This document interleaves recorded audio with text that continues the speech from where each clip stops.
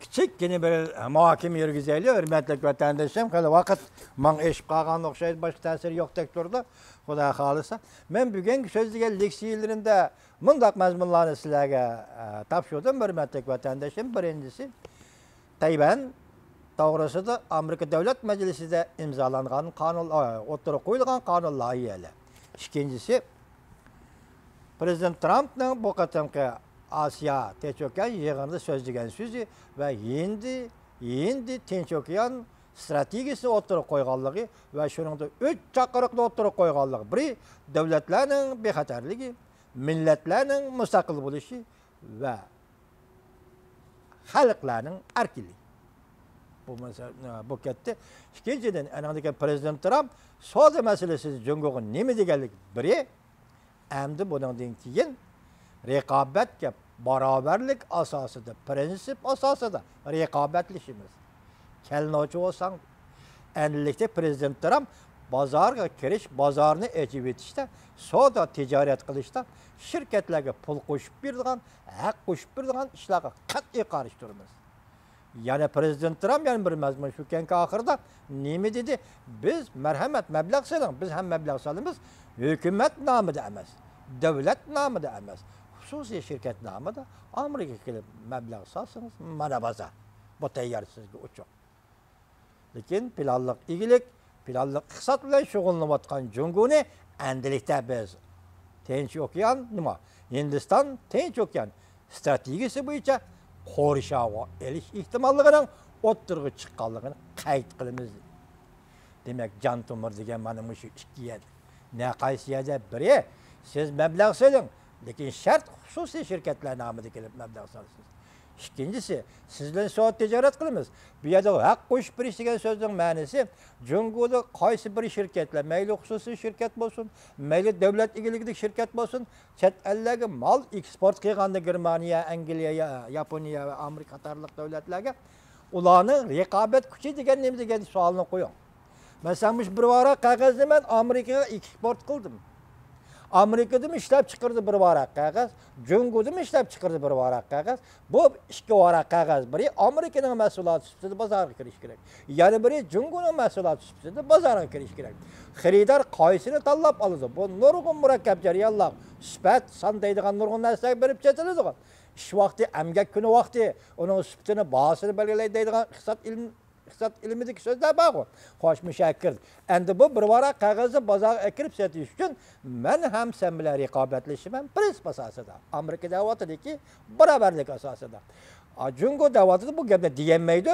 Jungo men shug'ullik qilmanda. Sababi ma bir varaq qog'ozni Jungoda ishlab chiqargan shirkat texnika kuchi yetishmaydi. Chunki qog'ozning saviyasi sifatini ko'tarib chiqolmaydi. Chunki qog'oz ishlash texnikasi yetishmaydi degan.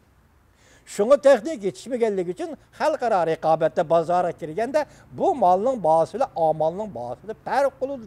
Bozor raqobatga qatnashamaydi degan. Şunu qatnashamsangmi mayli. Sen shu bir varaq qog'ozni Amerika bozoriga chiqarsan, Germaniyada bozoriga chiqarsan, Yaponiyaga eksport qilsan. Qo'rqma, Jungoning davlat egiligidagi shirkatlar, sen nimadan qo'rqsan? Bankadagi pulni chiqib, sen tatgan ziyonni men to'layman deydi. Demek bu arkalık bu şirketlerin raqobat kuchini oshirdi degan gap. Demek xalqarodagi raqobat kuchini pul berish shaklida oshirdi degan gap. Bunday ahvolda Amerika bozoridagi, Angliya bozoridagi, Yaponiya bozoridagi o'xshash mahsulotni ishlab chiqaradigan shirkatlar ziyonga tushadi yoki raqobatlasholmaydi degan gap. Çünkü bularning foyda ziyni o'zi egiga. Davlat bularni qo'llamaydi. Davlat ular pul qo'shib bermaydi. Har qanday tirishchilik o'zi bilan bo'lsa. Bu g'arb dunyosi shirkatlariga qo'yilgan talab. Jungo uni qilganda ekan, Prezident Trump nima deydi? Jon yeriga tegibdi dedi. Bu masalaga boyti tang to'mirga tegibdi degan gap. Sen pul qo'shib bermaysan, men pul qo'shib bergan ishni hargiz qilmayman, qilib boqmadim. Endi biz prinsip va qoida bo'yicha tang barobar bu prinsip asosida sen bilan raqobatlashimiz kelamaydi. İkincisi mablag' solganda davlat nomidagi davlat egiligidagi nomda emas, yana boshqa nomlarni qo'llanib davlat, hukumat mablag' soladigan ish yo'q. Mablag' soladigan xususiy shirkatlar mablag' soladi. Mana marhamat. Ish shundoq boshlandi degan gap iqtisoddan iborat va eng qattiq o'tkal vatandoshim. Junguni ho'kirtayotgan dollar va Dollar o. Emde dollarını kolga elilip durup, bu dollarını siz kandak tapısız çünkü adaletsizlik bilen mi ya ki adalet bilen mi? Nime deyiz bununla? Demek hazır Prezident Trump sayılam devrdeki vədisini işe aşırdı. Yani çünkü da baş koyman dep kokatmadı. 45% bacalayman demedi. Çünkü pulunu kontrol kılgan devletler jakarlayman dedi. Lekin onu kemmedi. Hazır çünkü kilip talep ve daire, adalet ve prensip ve beraberlik asası da merhamet rekabettir. Demek ki yerden tuttu mu dostum? İşte gemenim ışındak kilidi deyme. Enindeyken Xuda xalıson. Başta nime dedi? Yendi Tinç Okyan eseri. Yendi Tinç Okyan stratejisi. Devletlerin bir xatarligi. Milletlerin müstakilliği. Xuda ağzını bir parça yağcıma Prezident Trump. Bunu əmeliləştirişiniz gerek Prezident Trump. Biz garip millet, Uygur degen millet yok. Biz bir eser içinde, 100 yıl içinde 3 kıtım devlet kurduk. Yakup Akba devleti, Sabit Namilli devleti, Ahmetcan Kasimi devleti kurduk. Bu devletlerin tarihini ben baştan ahır sözlep kelivatı ben bu yıllarda ahır munkarizle yok tutuldu. Endi başında şartla asıdı hürmetlik prezidentimiz Trump efendi endi belki nöbet kelgende. Uygur'a nöbet kelgende. 3 burcak rayın, Pamir koyulunun teki etrafıda 3 burcak rayın en asaslık ülke müstemlik Uyguristan. Enandaki koşumçu Keşmir, koşumçu Bilojistan. Enandaki Tibet. 3 burcaklık, 4 burcaklık ray. Endilikte demek Prezident Trump'ın Tinç Okyan yani Hindistan Tinç Okyan siyaseti oturgu çıktı. Başta bu çakırık, cangvar çakırık siyaset süpütü de yaki stratejik siyaset süpütü de oturgu koyuldu. Bu rayında Hindistan Tinç Okyan rayında devletlerin bir xatarlığı, milletlerin müstakilliği, halkların erkiliği.